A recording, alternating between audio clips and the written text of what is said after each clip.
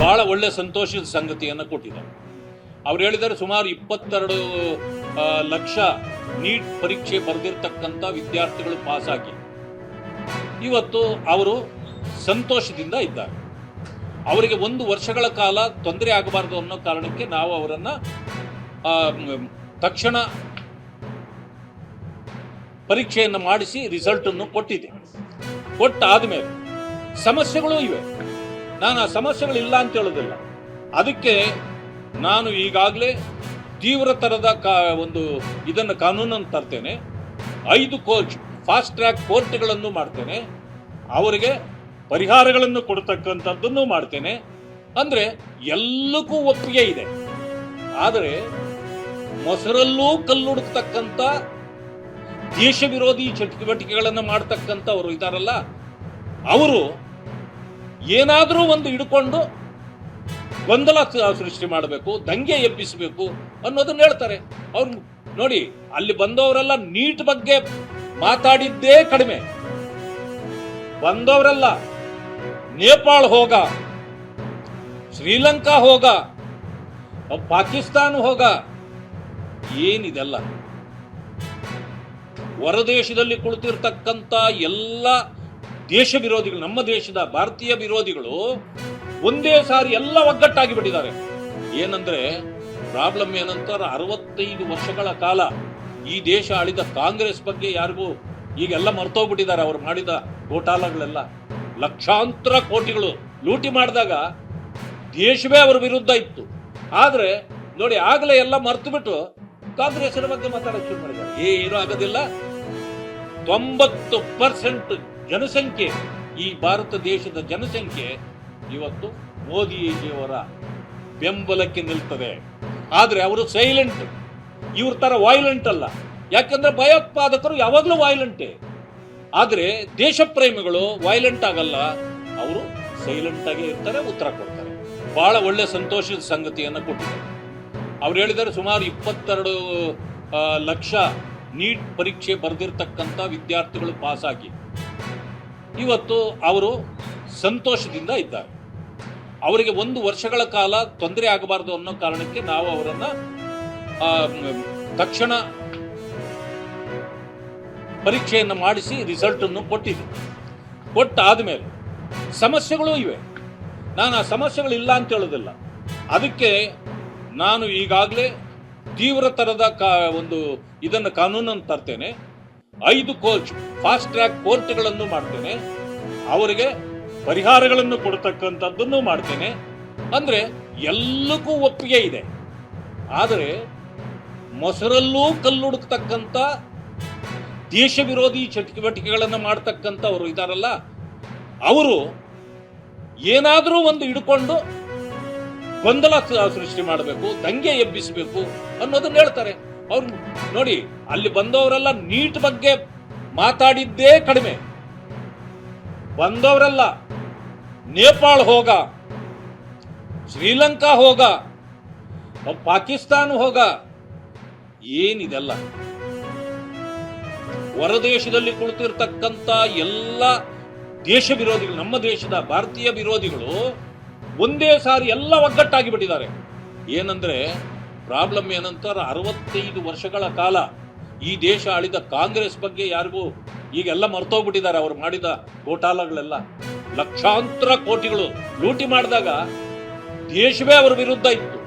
ಆದ್ರೆ ನೋಡಿ, ಆಗಲೇ ಎಲ್ಲ ಮರ್ತು ಬಿಟ್ಟು ಕಾಂಗ್ರೆಸ್ಸಿನ ಬಗ್ಗೆ ಮಾತಾಡಕ್ಕೆ ಶುರು ಮಾಡಿದ್ದಾರೆ. ಏನೂ ಆಗೋದಿಲ್ಲ. 90% ಜನಸಂಖ್ಯೆ, ಈ ಭಾರತ ದೇಶದ ಜನಸಂಖ್ಯೆ ಇವತ್ತು ಮೋದಿಜಿಯವರ ಬೆಂಬಲಕ್ಕೆ ನಿಲ್ತದೆ. ಆದ್ರೆ ಅವರು ಸೈಲೆಂಟ್. ಇವ್ರ ತರ ವಾಯ್ಲೆಂಟ್ ಅಲ್ಲ. ಯಾಕಂದ್ರೆ ಭಯೋತ್ಪಾದಕರು ಯಾವಾಗಲೂ ವಾಯ್ಲೆಂಟೇ. ಆದ್ರೆ ನನಗೆ ಒಂದು ನೋವಾಗಿದ್ದು ಸಂಗತಿ, ರಾಹುಲ್ ಗಾಂಧಿಯವರು ಕಾರಲ್ಲಿ ಕುತ್ಕೊಂಡು ಪ್ರೊಟೆಸ್ಟ್ ಹೋಗ್ತೀನಿ ಅಂತ ಹೋಗ್ತಿದ್ದಾರೆ. ನಮ್ಮ ರಾಜ್ಯದ ಮುಖ್ಯಮಂತ್ರಿಗಳು ಅವ್ರ ಹಿಂದೆ ಓಡ್ತಾರ್ರಿ. ಅಪಮಾನ ಅಲ್ವಾ? ನಮ್ಮ ರಾಜ್ಯಕ್ಕೆ ಅಪಮಾನ ಅಲ್ವಾ? ಶಿವಕುಮಾರ್ ಅವರ ಬಗ್ಗೆ ನನಗೆ ಬಹಳ ಗೌರವ ಇದೆ. ಯಾಕೆ? ಮುಖ್ಯಮಂತ್ರಿ ಇದ್ದಾರೆ. ರಾಜ್ಯದ ಮುಖ್ಯಮಂತ್ರಿಯನ್ನ ಸರ್ವರೂ ಕೂಡ ನಾವು ಗೌರವಿಸಬೇಕು. ಆದ್ರೆ ವೈಯಕ್ತಿಕವಾಗಿ ಅವರು ಏನೂ ಹುದ್ದೆಯಲ್ಲಿಲ್ಲದೆ ಇದ್ರೆ ಅವರು ಓಡ್ಲಿ ಡ್ಯಾನ್ಸ್ ಮಾಡ್ಲಿ ನಮಗೇನು ಚಿಂತೆ ಇಲ್ಲ. ಆದ್ರೆ ರಾಹುಲ್ ಗಾಂಧಿ ಕಾರಲ್ಲಿ ಕುಳಿತು ಹೋಗ್ತಿದ್ರೆ ಅವ್ರ ಹಿಂದೆ ಸಾಮಾನ್ಯ ಮನುಷ್ಯನಂತೆ ನಮ್ಮ ರಾಜ್ಯದ ಮುಖ್ಯಮಂತ್ರಿ ಓಡಿ ಓಡಿ ಓಡಿ ಹೋಗಿದ್ದು ನೋಡಿ ಆ ಬೀದಿಯಲ್ಲಿ ಕುಳಿತು ಹೋರಾಟದಲ್ಲಿ ಭಾಗವಹಿಸಿದ್ರಲ್ಲ. ಬನ್ನಿ ಇಲ್ಲಿ ಕುತ್ಕೊಳ್ಳಿ KPSC ಎದುರಿಗೆ, ಈಗ ಬನ್ನಿ ಇಲ್ಲಿ GK ಮುಂದೆ ಕುತ್ಕೊಳ್ಳಿ. ಈಗ ನಾಚಿಕೆ ಆಗಬೇಡವ ಇವ್ರಿಗೆಲ್ಲ? ನಮ್ಮ ರಾಜ್ಯವನ್ನ ಹೊರಗಡೆ ಹೋಗಿ ಇಷ್ಟು ಕೀಳು ಮಟ್ಟಕ್ಕೆ ಇಳಿಸ್ತಾರಲ್ಲ ಇವರೆಲ್ಲ. ಬಹಳ ಬೇಸರ ಆಯ್ತು ಇದನ್ನ ನಾನು ನೋಡಿ. ನನಗೆ ಒಂದು ನೋವಾಗಿದ್ದ ಸಂಗತಿ, ರಾಹುಲ್ ಗಾಂಧಿಯವರು ಕಾರಲ್ಲಿ ಕುತ್ಕೊಂಡು ಪ್ರೊಟೆಸ್ಟ್ಗೆ ಹೋಗ್ತೀನಿ ಅಂತ ಹೋಗ್ತಿದ್ದಾರೆ. ನಮ್ಮ ರಾಜ್ಯದ ಮುಖ್ಯಮಂತ್ರಿಗಳು ಅವ್ರ ಹಿಂದೆ ಓಡ್ತಾರ್ರಿ. ಅಪಮಾನ ಅಲ್ವಾ? ನಮ್ಮ ರಾಜ್ಯಕ್ಕೆ ಅಪಮಾನ ಅಲ್ವಾ? ಶಿವಕುಮಾರ್ ಅವರ ಬಗ್ಗೆ ನನಗೆ ಬಹಳ ಗೌರವ ಇದೆ. ಯಾಕೆ? ಮುಖ್ಯಮಂತ್ರಿ ಇದ್ದಾರೆ. ರಾಜ್ಯದ ಮುಖ್ಯಮಂತ್ರಿಯನ್ನ ಸರ್ವರೂ ಕೂಡ ನಾವು ಗೌರವಿಸಬೇಕು. ಆದ್ರೆ ವೈಯಕ್ತಿಕವಾಗಿ ಅವರು ಏನೂ ಹುದ್ದೆಯಲ್ಲಿಲ್ಲದೆ ಇದ್ರೆ ಅವರು ಓಡ್ಲಿ ಡ್ಯಾನ್ಸ್ ಮಾಡ್ಲಿ ನಮಗೇನು ಚಿಂತೆ ಇಲ್ಲ. ಆದ್ರೆ ರಾಹುಲ್ ಗಾಂಧಿ ಕಾರಲ್ಲಿ ಕುಳಿತು ಹೋಗ್ತಿದ್ರೆ ಅವ್ರ ಹಿಂದೆ ಸಾಮಾನ್ಯ ಮನುಷ್ಯನಂತೆ ನಮ್ಮ ರಾಜ್ಯದ ಮುಖ್ಯಮಂತ್ರಿ ಓಡಿ ಓಡಿ ಓಡಿ ಹೋಗಿದ್ದು ನೋಡಿ ಆ ಬೀದಿಯಲ್ಲಿ ಕುಳಿತು ಹೋರಾಟದಲ್ಲಿ ಭಾಗವಹಿಸಿದ್ರಲ್ಲ. ಬನ್ನಿ ಇಲ್ಲಿ ಕುತ್ಕೊಳ್ಳಿ KPSC ಎದುರಿಗೆ, ಈಗ ಬನ್ನಿ ಇಲ್ಲಿ GK ಮುಂದೆ ಕುತ್ಕೊಳ್ಳಿ. ಈಗ ನಾಚಿಕೆ ಆಗಬೇಡವ ಇವ್ರಿಗೆಲ್ಲ? ನಮ್ಮ ರಾಜ್ಯವನ್ನ ಹೊರಗಡೆ ಹೋಗಿ ಇಷ್ಟು ಕೀಳು ಮಟ್ಟಕ್ಕೆ ಇಳಿಸ್ತಾರಲ್ಲ ಇವರೆಲ್ಲ. ಬಹಳ ಬೇಸರ ಆಯ್ತು ಇದನ್ನ ನಾನು ನೋಡಿ. ನನಗೆ ಒಂದು ನೋವಾಗಿದ್ದು ಸಂಗತಿ, ರಾಹುಲ್ ಗಾಂಧಿಯವರು ಕಾರಲ್ಲಿ ಕುತ್ಕೊಂಡು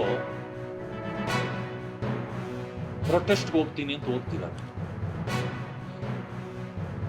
ನಮ್ಮ ರಾಜ್ಯದ ಮುಖ್ಯಮಂತ್ರಿಗಳು ಅವ್ರ ಹಿಂದೆ ಓಡ್ತಾರ್ರಿ. ಅಪಮಾನ ಅಲ್ವಾ? ನಮ್ಮ ರಾಜ್ಯಕ್ಕೆ ಅಪಮಾನ ಅಲ್ವಾ? ಶಿವಕುಮಾರ್ ಅವರ ಬಗ್ಗೆ ನನಗೆ ಬಹಳ ಗೌರವ ಇದೆ. ಯಾಕೆ? ಮುಖ್ಯಮಂತ್ರಿ ಇದ್ದಾರೆ. ರಾಜ್ಯದ ಮುಖ್ಯಮಂತ್ರಿಯನ್ನ ಸರ್ವರೂ ಕೂಡ ನಾವು ಗೌರವಿಸಬೇಕು. ಆದ್ರೆ ವೈಯಕ್ತಿಕವಾಗಿ ಅವರು ಏನೂ ಹುದ್ದೆಯಲ್ಲಿಲ್ಲದೆ ಇದ್ರೆ ಅವರು ಓಡ್ಲಿ ಡ್ಯಾನ್ಸ್ ಮಾಡ್ಲಿ ನಮಗೇನು ಚಿಂತೆ ಇಲ್ಲ. ಆದ್ರೆ ರಾಹುಲ್ ಗಾಂಧಿ ಕಾರಲ್ಲಿ ಕುಳಿತು ಹೋಗ್ತಿದ್ರೆ ಅವ್ರ ಹಿಂದೆ ಸಾಮಾನ್ಯ ಮನುಷ್ಯನಂತೆ ನಮ್ಮ ರಾಜ್ಯದ ಮುಖ್ಯಮಂತ್ರಿ ಓಡಿ ಓಡಿ ಓಡಿ ಹೋಗಿದ್ದು ನೋಡಿ ಆ ಬೀದಿಯಲ್ಲಿ ಕುಳಿತು ಹೋರಾಟದಲ್ಲಿ ಭಾಗವಹಿಸಿದ್ರಲ್ಲ. ಬನ್ನಿ ಇಲ್ಲಿ ಕುತ್ಕೊಳ್ಳಿ KPSC ಎದುರಿಗೆ, ಈಗ ಬನ್ನಿ ಇಲ್ಲಿ GK ಮುಂದೆ ಕುತ್ಕೊಳ್ಳಿ. ಈಗ ನಾಚಿಕೆ ಆಗಬೇಡವ ಇವ್ರಿಗೆಲ್ಲ? ನಮ್ಮ ರಾಜ್ಯವನ್ನ ಹೊರಗಡೆ ಹೋಗಿ ಇಷ್ಟು ಕೀಳು ಮಟ್ಟಕ್ಕೆ ಇಳಿಸ್ತಾರಲ್ಲ ಇವರೆಲ್ಲ. ಬಹಳ ಬೇಸರ ಆಯ್ತು ಇದನ್ನ